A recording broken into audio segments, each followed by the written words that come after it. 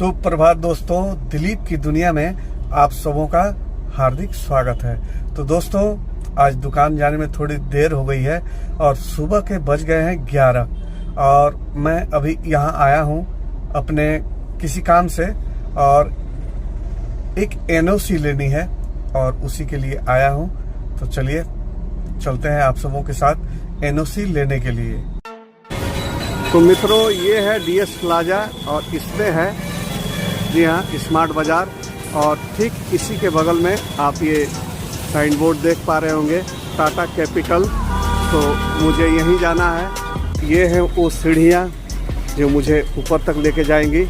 जी हाँ, आसमान तक तो नहीं, ये स्मार्ट बाजार नीचे ग्राउंड फ्लोर में और मुझे जाना है इन सीढ़ियों से ऊपर की तरफ, टाटा कैपिटल की तरफ मेरे कदम बढ़ते हुए और वहाँ लेने हैं मुझे एनओसी वाले पेपर।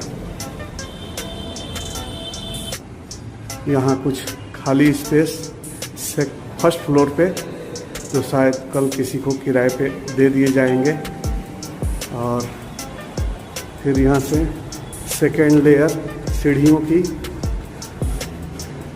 और यहाँ से थर्ड लेयर सीढ़ियों की और इसी फ्लोर पे है टाटा कैपिटल। यहाँ मुझे जाना है। तो ये हम पहुँच गए टाटा कैपिटल और इसी ऑफिस में मुझे लेनी है एनओसी फुल वातानुकूलित। जी हाँ, और यहाँ कस्टमर्स के बैठने की स्थान और यहाँ उनके टाइम पास के जुगाड़ और मुझे इस ऑफिस में इन भाई साहब से काम है। जी हाँ, इनसे। दोस्तों, आज एक चीज़ ऐसी जो मुझे पहली बार पता चली है और ये पता चला है भैया के माध्यम से। भैया का नाम क्या है? संतोष कुमार जी के माध्यम से पता चला है कि कभी हम कहीं अपने आधार कार्ड या पैन कार्ड सबमिट करते हो तो क्या करना चाहिए भैया? आधार कार्ड का आगे का 8 डिजिट को मास्क करके ही देना चाहिए और पर्पस लिखना चाहिए कि किस पर्पस से हम दे रहे हैं। 8 डिजिट निकाल देना चाहिए, नहीं, क्रॉस ऐसा कर देना चाहिए जिससे वो अंक जो है मतलब दिखाई नहीं पड़ेगी क्या अंक लिखा हुआ है। ठीक है, उससे क्या होगा ना कि आप साइबर क्राइम से बच सकते हैं। और जब भी कहीं पे डॉक्यूमेंट्स KYC कुछ भी मतलब देते हैं पेपर, तो पर्पस लिखें कि किस पर्पस से आपको ये पेपर मैं दे रहा हूँ। जैसे कि नहीं देना चाहिए। जैसे कि आपने यहाँ अभी मार्क्स लगाए पेन से। हाँ, पेन से तो मार्क्स किया आपको, आपसे लेने टाइम पे ही मैंने बोला मुझे मार्क्स चाहिए। जी जी, जिससे इसका मिसयूज ना हो। Thank you Santosh ji. तो मित्रों, फाइनली मुझे मेरी जो एनओसी है, जी हाँ, वो मिल चुकी है, मेरे हाथ में है और काफ़ी हेल्पफुल इंसान थे हमारे संतोष जी और काफ़ी चीज़ें नई नई इन्होंने बताई जो मुझे पहले कभी पता नहीं थी और आशा करता हूँ कि आप सबों की भी ज़िंदगी में इनकी बताई हुई चीज़ें काम आएंगी।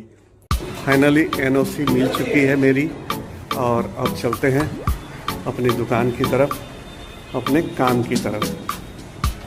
फाइनली हम निकल चुके हैं बिल्डिंग से, परंतु कुछ बातें हैं इस बिल्डिंग के बारे में जो आप सबों से मैं बताना चाहता हूँ। और अभी हम जहाँ खड़े हैं ये हमारे चास के बाईपास का तेलीडी मोड़ है। जी हाँ, और फुल बिजी मार्केट है ये और बोकारो स्टील सिटी की ये आर्थिक राजधानी है। पहले भी मैंने आप सबों को अपने एक वीडियो में बता चुका था। तो इस आर्थिक राजधानी में जितनी भी दुकानें आपको दिखेंगी इस बाईपास रोड में, वो सभी दुकानें चकाचक हैं, पर उनकी एक कमजोरियां हैं, वो पार्किंग की व्यवस्था नहीं रखते। हो सकती है कि कुछ मजबूरियां हो उनकी जो उन्होंने पार्किंग की व्यवस्था नहीं रखी है, परंतु एक ऐसी दुकान है जिस बिल्डिंग में मैं अभी आया था अपनी गाड़ी का एनओसी लेने के लिए। वो बिल्डिंग यहाँ सामने आप सबों को दिख रही है और ये स्मार्ट बाजार है और डीएस प्लाजा के नाम से है और यहीं पे था टाटा कैपिटल नाम का फाइनेंस कंपनी जहाँ मैंने अपनी एनओसी ली। तो इनकी जो खास व्यवस्था है, इस बिल्डिंग में जितनी भी दुकानें हैं उनके कस्टमरों के लिए जो खास व्यवस्था है, चलिए वो हम आप सबों को दिखाएंगे। इस मार्केट में अगर किसी दुकानदार के पास नहीं है तो वो है पार्किंग।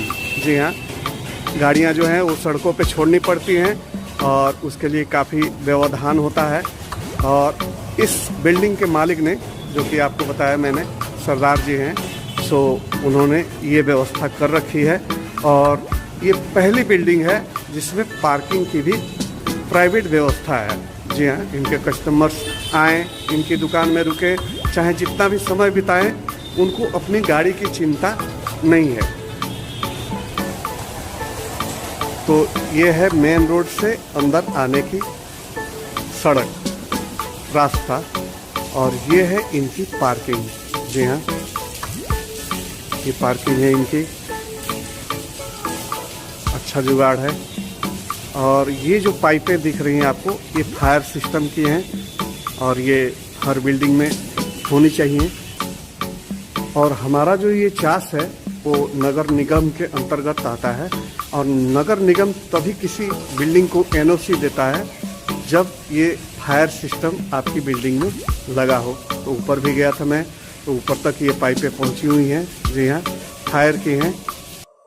तो आ चुका मैं फिर से मुख्य सड़क पर और यहाँ खड़ी है मेरी पंख। जी हाँ, जिससे मैं उड़ता रहता हूँ, वो पंख यहाँ है।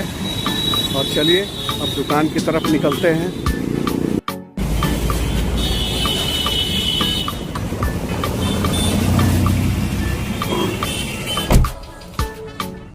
आप इस सड़क पर निगाह डालिए, ये हमारे बोकारो इस्पात नगरी की आर्थिक राजधानी है।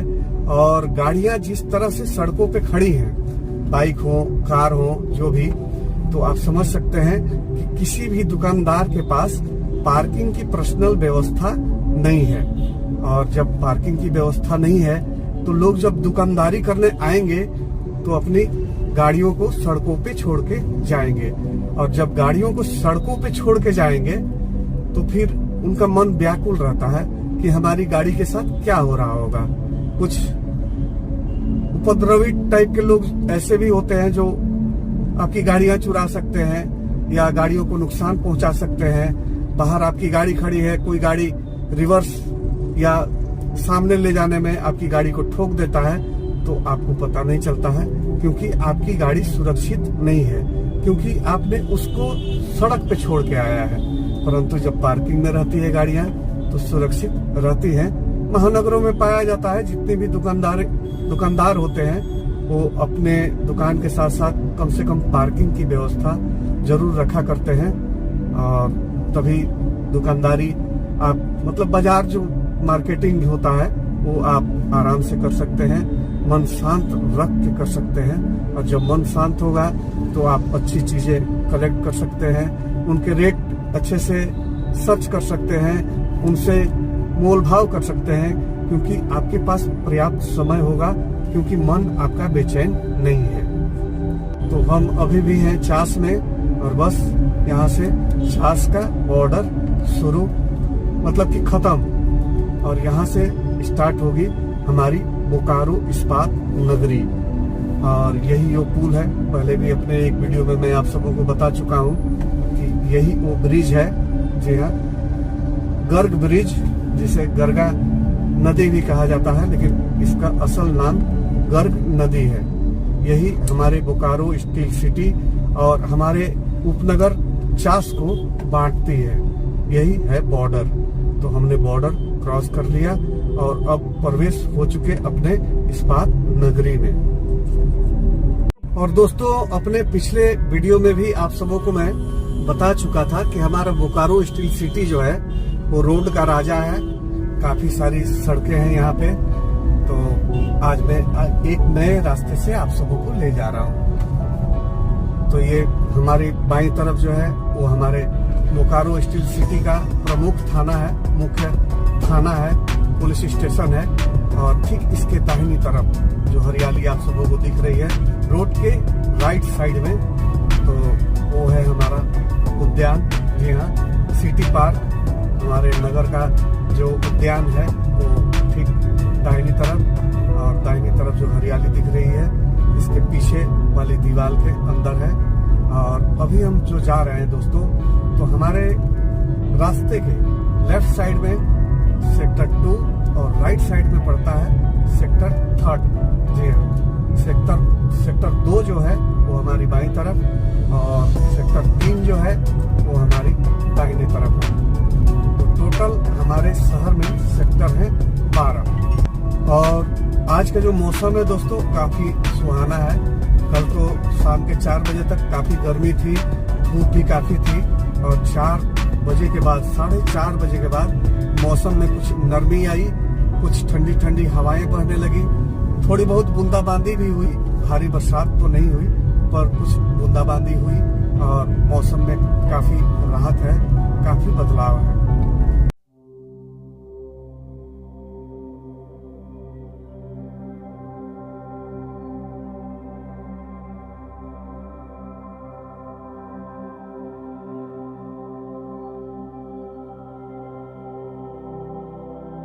मित्रों, बातों ही बातों में गुफ्तगू करते करते आप सबों के साथ मैं आ गया डॉक्टर राजेंद्र प्रसाद चौक, और यहाँ से मुझे लेनी है लेफ्ट और जाना है बिरसा चौक यानी कि नया मोड़, जहाँ है हमारा दाना पानी।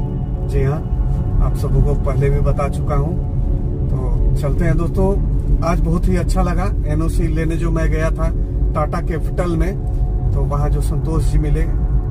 हालांकि मैं ज्यादा किसी फाइनेंशियल ऑफिस या बैंक में नहीं जाया करता हूँ, भाई लोग ही जाया करते हैं, परंतु आज जो मैं वहां गया तो उनसे जो कुछ भी मुझे जानने, सुनने और समझने को मिला वो काफी अच्छा लगा।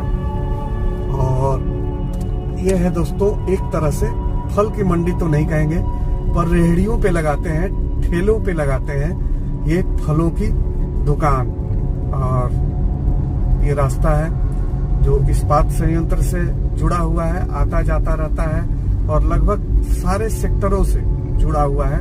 जैसा कि मैंने आप सबों को बताया था कि शहर में कहीं भी जाना हो तो आपको बिरसा चौक आना है, और शहर से कभी कहीं भी बाहर जाना हो तो भी आप सबों को बिरसा चौक आना है। इस रास्ते पे फल वाले भाई लोग जो है अपना जो ठेला है, ठेला ही कहते हैं हम, तो ये लगा के रखते हैं। और यहाँ काफी फल प्रेमी लोग हैं, अपने हेल्थ का विशेष ध्यान रखने वाले लोग काफी सारे हैं। तो लेफ्ट में जो भी दुकानें दिख रही हैं वो सभी फलों की हैं। और दोस्तों पूरे झारखंड में हमारा बोकारो स्टील सिटी जो है वो सबसे शांत वाला शहर है, बिल्कुल शांत। और एक तरह से इसे पूरे झारखंड की शैक्षणिक राजधानी भी कहते हैं। और शैक्षणिक राजधानी इसलिए कहते हैं कि अपने झारखंड के साथ साथ बिहार और पश्चिम बंगाल, अब तो बंगाल कहेंगे, तो बंगाल के भी बहुत सारे छात्र हैं जो यहाँ शिक्षण अर्जन करने के लिए आया करते हैं। तो चलिए, बातों बातों में पहुंच गए हम बिरसा चौक, और ये है हमारा यातायात चौकी, और यहाँ से हमें जाना है माराफारी रोड में। जी हाँ, बिल्कुल। और सामने ही जो आपको ट्रक आती हुई दिख रही है वही दाहिनी तरफ है मेरी दुकान, प्यारी सी दुकान।